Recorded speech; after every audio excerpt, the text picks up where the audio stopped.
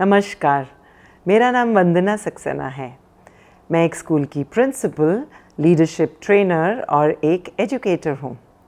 पिछले 30 सालों से मैं एजुकेशन में रिफॉर्म्स लाने के लिए कुछ न कुछ रोज़ नया करती रहती हूँ। इस वीडियो में मैं आपके साथ बात करूँगी 5 keys for responsible use of online platforms at home. की नंबर 1, सेट क्लियर गाइडलाइंस। जैसे कि घर में हमारे रूटीन्स हर चीज़ के आसपास बनाए जाते हैं, समय आ गया है कि ऑनलाइन यूजेज के लिए भी क्लियर गाइडलाइंस बनाई जाए। ओपन कम्युनिकेशन हो, फैमिली आपस में साथ में बैठ के ज़रूर इसके बारे में बात करें कि क्या बिहेवियर एक्सपेक्टेशंस हैं हमें एक दूसरे से, क्या टाइम लिमिट होगी, क्या कंटेंट अप्रोप्रिएट है उम्र के हिसाब से, ऑनलाइन बिहेवियर किस तरह से होना चाहिए, प्रिवेसी सेटिंग्स क्या होती हैं। हमारे बच्चे ही हमें इसके बारे में बेहतर तरीके से बता सकते हैं। आपस में फेस टू फेस इंटरैक्शन को इम्पोर्टेंस देना तो बहुत ही ज़रूरी है। की नंबर 2, लीड बाय एग्जाम्पल। जब वो गाइडलाइंस हमने बना ली तो जाहिर है कि उसको फॉलो करते हुए हमें दिखना होगा। We have to be seen in front of the family, specially children. अपने स्क्रीन टाइम को लिमिट करते हुए हमें दिखना होगा। दूसरी बात, हमें कभी कभी ये भी बताना है कि ऑनलाइन जाकर हमने नया क्या काम किया। We have to talk about both sides of the coin in terms of usage of the technology. लेकिन इसके बारे में बात फेस टू फेस ही करनी होगी। Role model behaviour is the best way of teaching and learning. Key number 3, educate and update yourself. Educate yourself about the safety guidelines to be followed while using online platforms.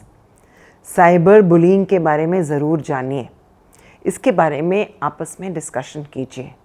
Online experience के बारे में भी हमें आपस में बात करनी होगी।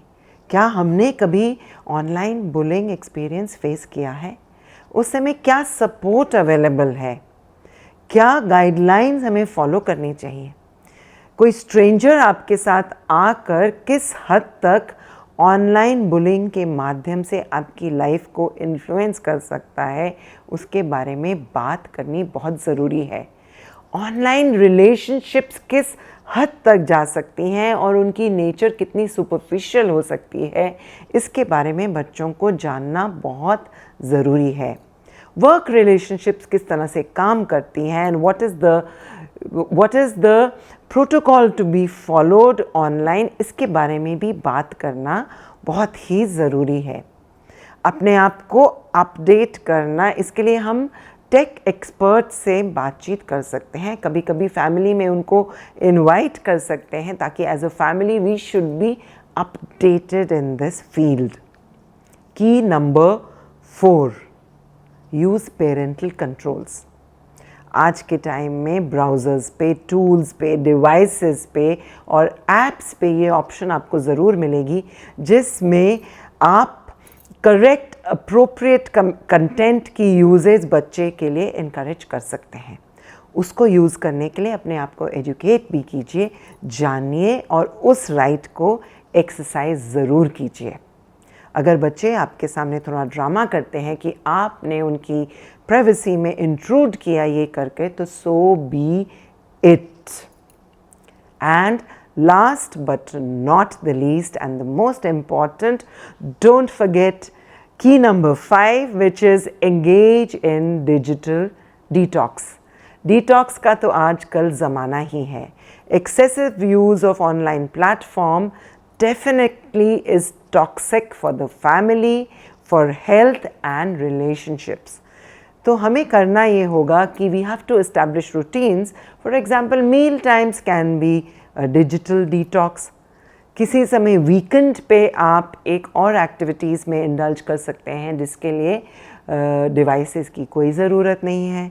You can go to nature, you can take the family for a picnic, you can go You can sometimes sit together and chat with each other. किसी समय म्यूज़िक को सुनिए, कोई गेम्स खेलिए जिसमें डिवाइसेस का इस्तेमाल बिल्कुल भी नहीं हो सकता. ज़रूरी है आजकल की फैमिली में एक हेल्दी रिलेशनशिप बनाना और एक दूसरे के बारे में और ह्यूमन इंटरैक्शन के माध्यम से जानने के लिए हमें इन कीज़ को ज़रूर इस्तेमाल करना होगा, क्योंकि टेक्नोलॉजी ने हमारी लाइफ में कदम तो रख लिया है, लेकिन if we do not exercise this control we could be harming ourselves. So happy detox with the use of technology, and greater bonding in family relationships will result in correct use of technology.